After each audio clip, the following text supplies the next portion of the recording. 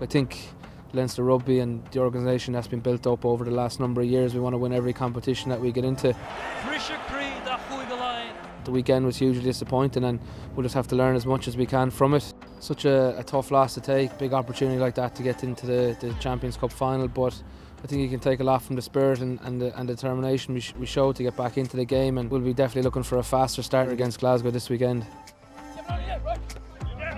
The mental fatigue of coming off the back of such a big European weekend, and I suppose it's huge positive the size of the squad we have, and we can delve into the quality of player that we have throughout the squad, and guys might get an opportunity this weekend to play and put their foot forward and put pressure on guys who've been starting the last few weeks. You can see how much of a competitive squad it is around the complex at the moment, so every guy's focusing. If he gets his chance, just about doing the best he can. Agus well, over imni I shot and not either the chuige line. It was a bit of a blow at the time, and I was moping around for a couple of weeks after. Slap bang in the middle of the season is not ideal, and I was hoping to be in the mix for the Six Nations. So yeah, it was tough at the time, but I just got my head around it and just tried to get back as quick as I could and get stuck into the rehab. Paul Lewis the Gaversha, Sean Cronin the Gullishta, Fuina Posti.